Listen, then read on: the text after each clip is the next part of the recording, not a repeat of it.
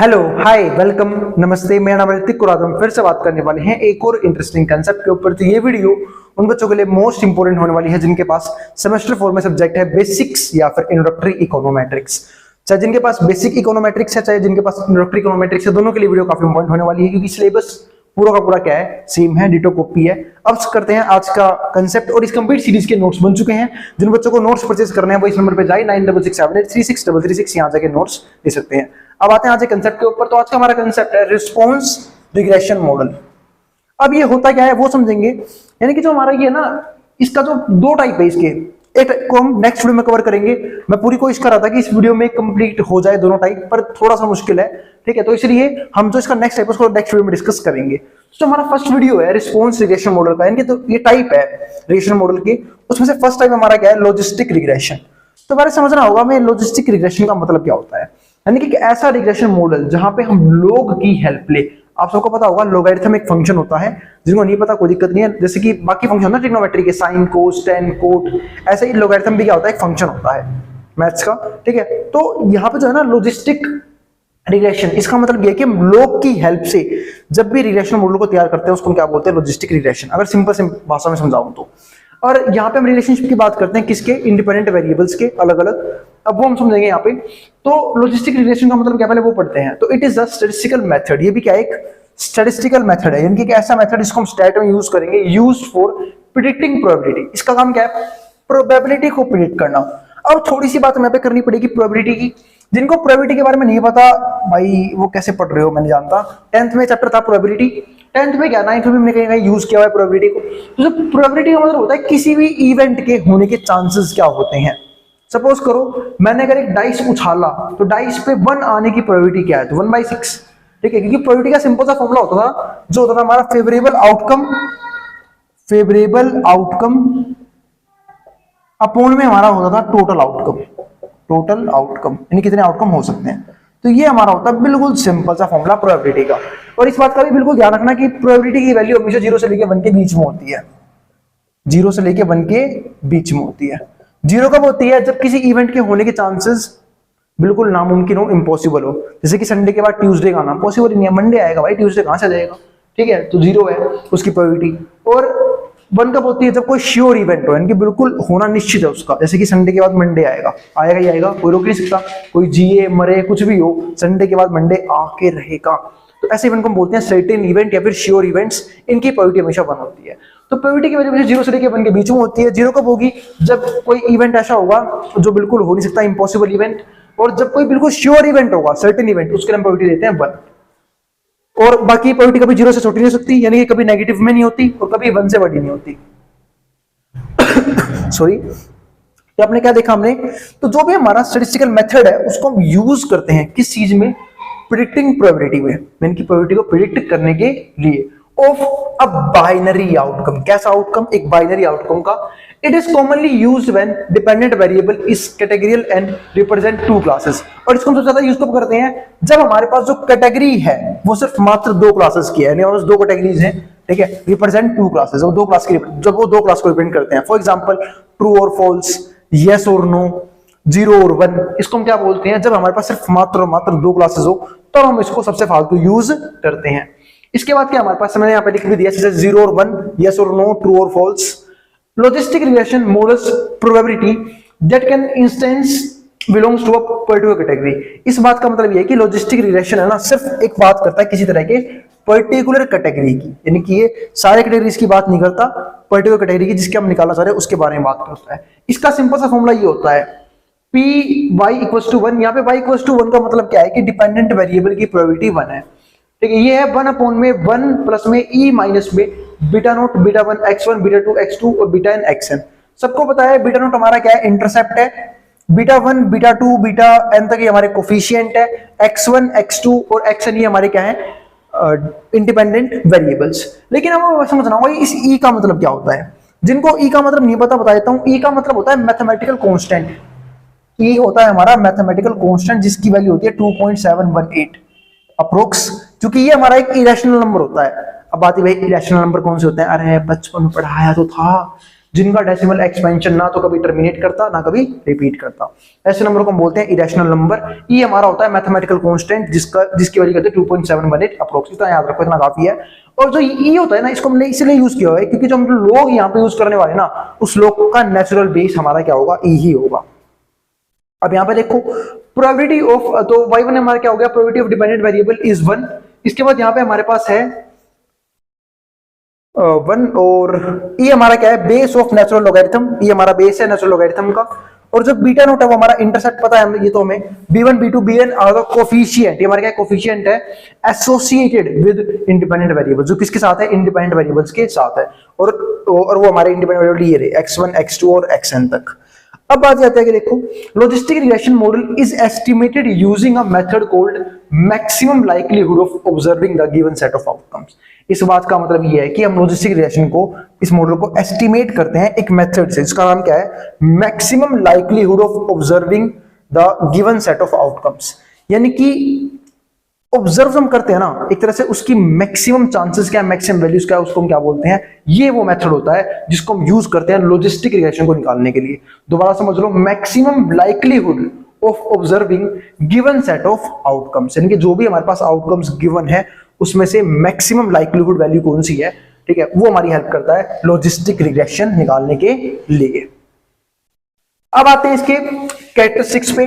तो की characteristics and consideration of logistic regression, यानी कि सबसे मेन इंपॉर्टेंट कैरेक्टरिस्टिक्स क्या है और कंसीडरेशन क्या है इस लॉजिस्टिक रिग्रेशन का, उसको की करके समझते हैं।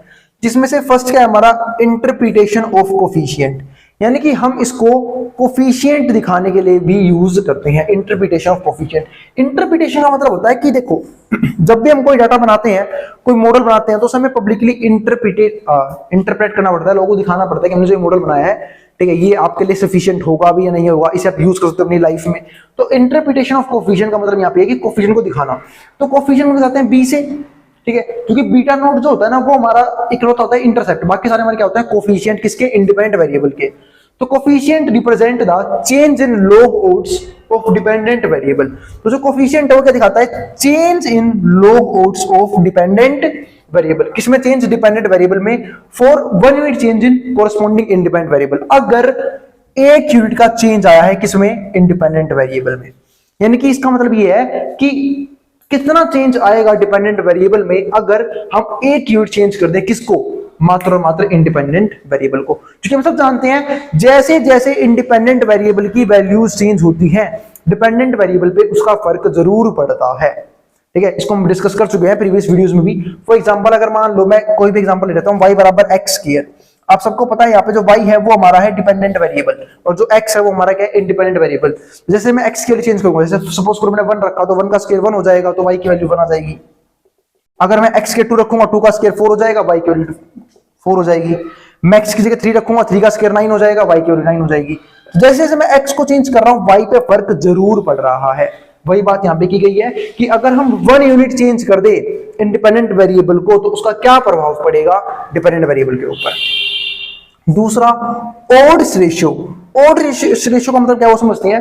तो odds ratio is derived from the coefficient and represent the change in, मतलब इसको हम डिराइव करते कहां से, कोफिशिएंट की वैल्यू से, and represent the change in odds, यानी कि कितना चेंज आ रहा है ऑड्स में for a 1 unit change in independent variable. इनकी वही बात है ऊपर वाली, यहां इसके बाद तो कि हम इसको निकालते हैं कोफिशिएंट के जरिए, और ये दिखाता है कि कितना चेंज आया ऑड्स में, हमारी वैल्यूज में, अगर हम 1 यूनिट चेंज कर दे इंडिपेंडेंट वेरिएबल को। तो तीसरा आता है हमारा बहुत सिंपल, बाइनरी आउटकम।